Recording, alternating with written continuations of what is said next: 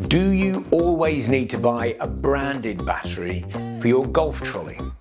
If you go online to buy a replacement battery for your trolley, a bewildering array of different potential options will spring up. How do you know if it's going to fit your machine? How do you know if it will damage your machine? How can you be assured that it won't catch fire while it's charging? Understandably, for many people, the first choice option is to go with the brand name of your trolley manufacturer. Powakaddy, Motocaddy, Golfstream, whoever. But remember, all the big manufacturers do rely on people's hesitation to buy a non-branded battery, and they put the price up accordingly.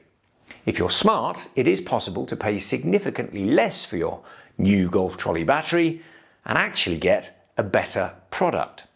The most important thing to understand is that battery technology has changed almost beyond recognition in the last few years. For many years, lead-acid batteries were the standard. It's the same chemistry that you would find in an old car battery, even a milk float.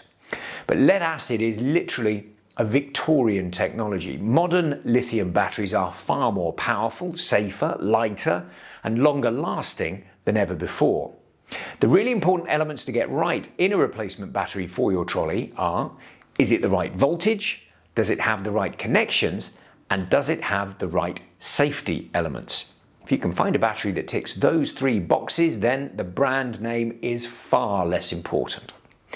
So firstly, let's talk about voltage and amp hours. They're the two key components in a battery's usefulness. Now, voltage you can think of as the size of pipe that the electrical current runs through. The higher the voltage, the bigger the pipe, effectively. So the more power that a battery can deliver in a given amount of time. Amp hours, meanwhile, is the amount of electrical energy that a battery can store. A 10 amp hour battery could deliver a total of 10 amps in 1 hour, or 1 amp in 10 hours.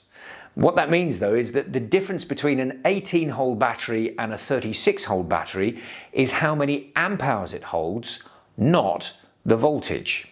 So look at the existing battery on your trolley to find out what the voltage is, write it down. It's the single most important element for very important safety reasons. A 12-volt battery on an 18-volt trolley will never give it enough power to work properly. An 18-volt battery on a 12-volt trolley might blow the electronics. In a worst-case scenario, could even melt the wiring and destroy your machine. So it is absolutely crucial to get the voltage right. After that, the number of amp hours determines how long the battery will work for. The higher the number, the longer it will run, the longer it will need before needing to recharge. And in general terms, the greater the number of amp hours, the more expensive the battery. So once you know what voltage you're after, the next thing is connections. There are multiple different kinds of connectors. Again, take a look at the specific design on your machine. Some might have a T-bar that sits between two metal points, the positive and negative poles. Some have a red and black plug-in connector. Some have mini crocodile clips. You may not need to buy a new connector, just make sure that the battery you buy is compatible with it.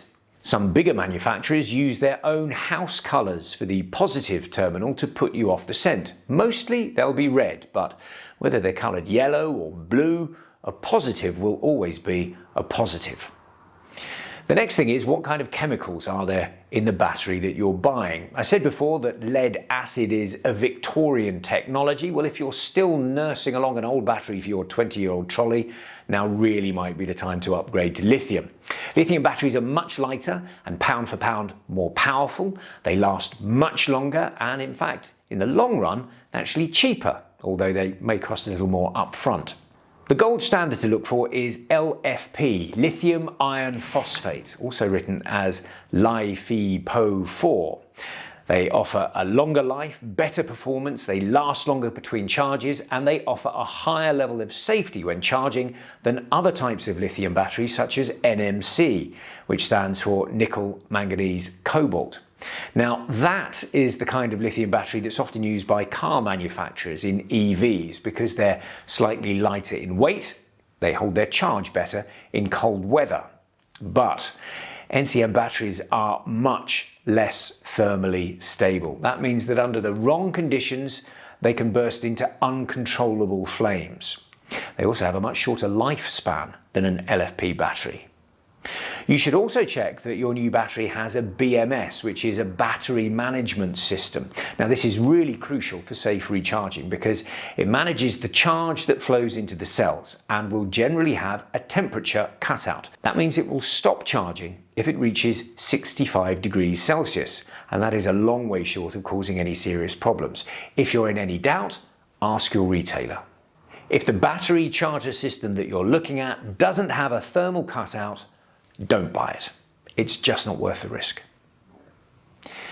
So if you do find a battery with the right voltage, right connections, which is LFP chemistry and has a battery management system, then it will work with your machine and often can be significantly cheaper. British company Caddy Cell, for instance, makes replacement batteries that are fully compatible with brands like Golfstream, Powakaddy and Motocaddy, even some older legacy brands like Hillbilly. It's well worth taking a look before shelling out a lot more for a battery just because it has a brand name printed on the side.